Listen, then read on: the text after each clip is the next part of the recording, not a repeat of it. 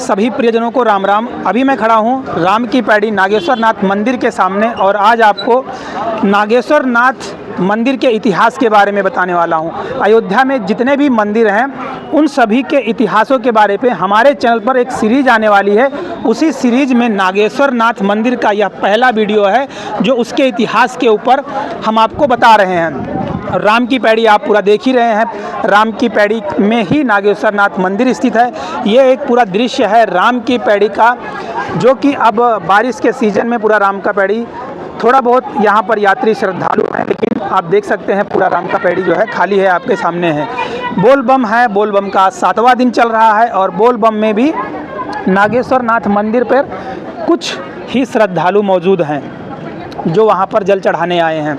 हम बात कर रहे थे सीरीज के बारे में, जो अयोध्या में मंदिरों के ऊपर सीरीज आने वाली है उसके बारे में। उसी सीरीज को में नागेश्वर नाथ मंदिर का यह पहला वीडियो आपके सम्मुख हमारे चैनल पर आज हम बना रहे हैं। देखिए, अयोध्या का इतिहास तो बहुत बड़ा है, जितना बताया जाए उतना ही कम है, लेकिन हमें जितना पता है, हमें जितनी जानकारी है, उन जानकारियों को समेट कर हम आपके सम्मुख रखने वाले हैं। अगर उसमें कोई त्रुटि रहती है तो आप हमें एक अबोध इंसान समझकर क्षमा कीजिएगा। देखिए, जैसे कि आपको पता है, वैदिक काल से लेकर के आज तक स्नान का जो पद्धति था वो लगभग कॉमन ही है। तालाब, कुआं, झील, झरना और नदी। अब आधुनिक युग में क्या हो गया है कि अब मोटर और शावर वगैरह का व्यवस्था हो गया, लेकिन पहले का समय यही था। प्रभु श्री राम के वंशज से लेकर के आज तक हम लोगों तक जो है सरयू में स्नान करते आ रहे हैं। आप जितने यात्री श्रद्धालु आ रहे हैं प्रभु श्री राम के दर्शन के लिए, वो भी सरयू में स्नान कर रहे हैं। नागेश्वर नाथ मंदिर कब बना, क्यों बना, कैसे बना और किसने बनवाया, ये सारी चीज़ें के बारे में हम बात करने वाले हैं। तो देखिए, बहुत जगहों पर बहुत सारी चीज़ें जो आपको गूगल पर मिलने वाली है, जहाँ पर कुछ पूरी कहानी है और कहीं पर कुछ त्रुटियों के साथ पेश किया गया है।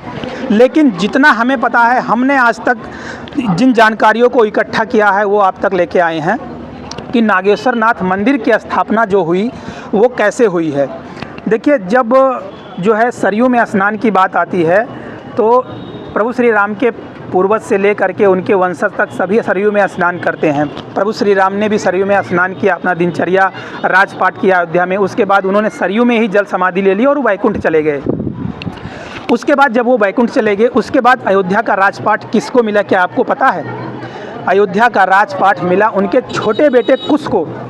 अब आप लोगों को एक शंका होगी कि राजपाट जो है बड़े बेटे को मिलता है, छोटे बेटे को कैसे दे दिया गया। उस पर भी हम आपको थोड़ी सी जानकारी दे दें कि लाहौर नाम आपने सुना होगा, जो आज का पाकिस्तान में है। भगवान राम के बड़े बेटे लव को जो है लाहौर बसाया लव ने, और वहाँ पर उन्होंने पूरा राजपाट किया। लाहौर का जो क्षेत्र पूरा था, यानी मान लीजिए आज का पूरा पाकिस्तान लव ने बसाया था, वो वहाँ के महाराजा थे, उन्होंने वहाँ राजपाट किया। लेकिन अयोध्या में महाराज कुश ने जो है राम के जाने के बाद महाराज कुश ने अयोध्या का जो है शासन अपने हाथ में लिया। उन्होंने अयोध्या पर राजपाट किया। वो भी प्रभु श्री राम के जैसे ही अपने दिनचर्या को करते थे और वो भी सरयू में नित्य स्नान किया करते थे। एक दिन जब वो सरयू में स्नान कर रहे थे तो उनका बाजूबंद, जो हाथ में कड़ा पहनते हैं, वो जो है नदी में गिर जाता है। जैसे वो नदी में गिरता है और वो बाहर आते हैं, जब उन्हें जो है राजसी वस्त्र पहनाया जाता है तब उन्हें पता चलता है कि उनका हाथ का बाजूबंद यानी कड़ा जो है कहीं गुम गया है। रास्ते में खोज होती है, कहीं पर नहीं मिलता है, तो ये आशंका जताया जाता है कि सरयू नदी में स्नान करते वक्त गिरा होगा। सरयू स्नान को छाना जाता है यानी ढूंढा जाता है उस समय के अनुसार, लेकिन वो कड़ा नहीं मिलता है। उसका रीज़न ये है कि उसी नदी में रहने वाले एक नागराज, कुमुद नाम के नागराज को मिलता है, और वो कुमुद नाम के नागराज ने वो कड़ा अपनी पुत्री को उपहार स्वरूप दे देते हैं। अब मान लीजिए आज के आधुनिक युग में बर्थडे गिफ्ट कर देते हैं, सही है। जब ये बात महाराज कुश को पता चलती है तो वो जो है नागराज कुमुद को से अपना कड़ा वापस मांगते हैं, लेकिन नागराज कुमुद ये कहकर वापस देने से मना कर देते हैं कि पुत्री को दिया हुआ उपहार वापस नहीं लिया जाता। इस पर महाराज कुश, जो उस समय अयोध्या के राजा थे प्रभु श्री राम के बाद, वो नाराज़ हो जाते हैं, यानी बहुत क्रोधित हो जाते हैं। क्योंकि कहीं कहीं पर ऐसा बताया जाता है कि वो जो कड़ा था वो राजसी कड़ा था, यानी कह लीजिए खानदानी कड़ा था जो पीढ़ी दर पीढ़ी चलते आ रहा था। इसीलिए महाराज कुछ बहुत नाराज़ हो जाते हैं और उसी नाराज़ में वो एक प्रतिज्ञा कर लेते हैं कि अगर ये कड़ा वापस आप हमें नहीं देंगे तो हम पृथ्वी पर रहने वाले सभी नागों का विनाश कर देंगे। जब वो ये प्रण ले लेते हैं, उसी प्रण में जो है नागराज को ये बात पता चलती है। नागराज कुमुद जब ये बात को लेकर बहुत परेशान होते हैं तो नागराज कुमुद अपने यानी जो है गुरु से संपर्क करते हैं, गुरु महाराज से संपर्क करते हैं। जैसे आपको पता होगा कि प्रभु श्री राम के गुरु कौन थे? कुल गुरु वशिष्ठ थे। तो वैसे नागराज के भी जो है गुरु थे, लेकिन ये बात जो है कहीं पर उनका नाम मेंशन नहीं है। कहीं पर हमने जहाँ जहाँ पढ़ा, जहाँ जहाँ बुक किताब और सारी चीज़ें पर नाम नहीं मिला, नहीं आपको नाम भी बताता। तो उन्होंने कहा कि उन्होंने एक राय सलाह दी कि प्रभु श्री राम के बेटे हैं कुश, और वो भी छोटे बेटे हैं, और प्रभु श्री राम किसके आराध्य हैं? भगवान शंकर के। यानी अगर आपने रामायण पढ़ी होगी, देखी होगी या सुनी होगी राम कथा, तो आपको ये बात पता होगा कि प्रभु श्री राम भगवान शंकर को पूजते हैं और भगवान शंकर प्रभु श्री राम को पूजते हैं।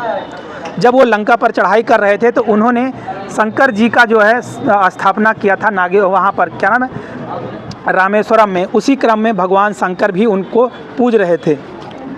तो उनके इस सलाह पर, नागराज कुमुद के गुरु की ये सलाह पर जो है नागराज कुमुद भगवान शंकर से प्रार्थना करते हैं कि भगवान श्री राम के छोटे पुत्र कुश महाराज जो है उनका कड़ा गुम गया था, हमें मिला है, हमने अपनी पुत्री को वापस दे दिया है, और अब उन्होंने जो है पुत्री को दिया हुआ उपहार वापस नहीं लिया जाता है। इसी से नाराज़ हो करके महाराज कुश ने ये प्रतिज्ञा कर ली है कि पृथ्वी पर समूल नागों का हम विनाश कर देंगे। इस प्रार्थना पर भगवान शंकर आते हैं और भगवान शंकर आ कर के जो है महाराज कुश को शांत करते हैं।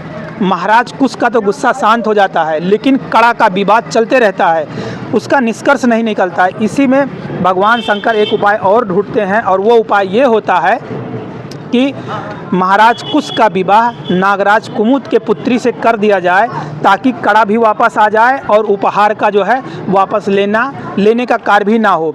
क्योंकि देखिए, वैदिक नियम या सनातन धर्म या धार्मिक नियम अगर आप फॉलो करते हैं तो उचित यही है कि जो पुत्री को एक बार उपहार दे दिया वापस नहीं लिया जाता है। क्योंकि जिस चीज़ को जो है औरतों को लक्ष्मी का रूप दिया गया है, दुर्गा का रूप दिया गया है, काली का रूप दिया गया है, यानी मान्यता है, तो जो एक बार माता के चरणों में समर्पित या उन्हें जो एक बार चढ़ावा दे दिया वापस नहीं लिया जाता।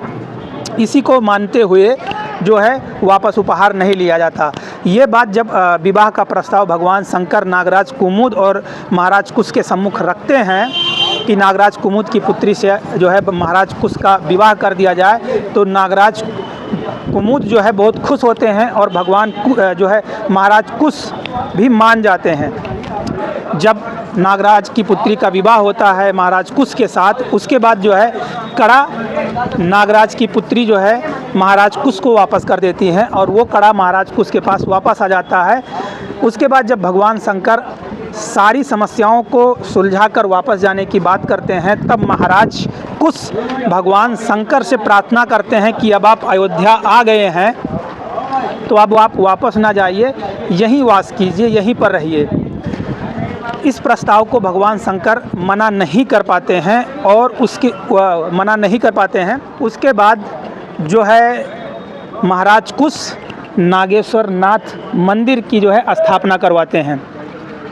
जब भगवान जो है शंकर जब उनकी यहाँ पर स्थापना हो जाती है विधि विधान से, प्राण प्रतिष्ठा भी हो जाता है इसका, उसके बाद भगवान शंकर वापस चले जाते हैं। फिर इसका नित्य पूजन महाराज कुश स्वयं करते थे। जो इसका नाम नागेश्वर नाथ मंदिर पड़ा है, ये भी जो है दो कारणों की वजह से है। एक तो जैसे त्र्यंबकेश्वर वैसे ही जो है रामेश्वरम, वैसे ही नाग की प्रार्थना, नागराज कुमुद की प्रार्थना करने पर भगवान शंकर यहाँ आए थे और उन्हीं के वजह से अयोध्या में भगवान शंकर की स्थापना हुई थी। तो इसीलिए इसका नाम नागेश्वर नाथ पड़ जाता है। नाथ भगवान शंकर को कहा जाता है और नागेश्वर जो है महाराज कुमुद को कहा जाता है, जो नागों के राजा थे, उन्हें कहा जाता है। उसके बाद नित्य पूजन अर्चन आज तक इसका पालन होता है। इसका जो है विधि विधान से जो है इसका पूजा किया जाता है। यहाँ पर शिवरात्रि और जो है बोलबम बहुत धूमधाम से मनाया जाता है। लेकिन आज जो है बोलबम का 7वां दिन है, कांवड़ियों का 7वां दिन है। लेकिन अभी तक आप देख पा रहे होंगे कि यहाँ पर जैसे वीडियो की शुरुआत में 2, 4, 6 बोलबम वाले थे, लेकिन अब नहीं है, क्योंकि अयोध्या में प्रेजेंट टाइम में श्रद्धालु बहुत कम मात्रा में आ रहे हैं। शायद इसी वजह से जो है यहाँ पर भीड़ नहीं देखने को मिल रही है। तो ये थी अयोध्या में मंदिरों के इतिहास के सीरीज़ के ऊपर आज का पहला वीडियो, जो नागेश्वर नाथ मंदिर के ऊपर था। वीडियो आपको कैसी लगी इसकी जानकारी आप कमेंट बॉक्स में दे सकते हैं। चैनल पर अगर आप नए हैं तो चैनल को सब्सक्राइब जरूर कीजिए। मिलते हैं किसी और वीडियो में, तब तक आप स्वस्थ रहिए, मस्त रहिए और देखते रहिए अयोध्या टाइम्स। जय सिया राम।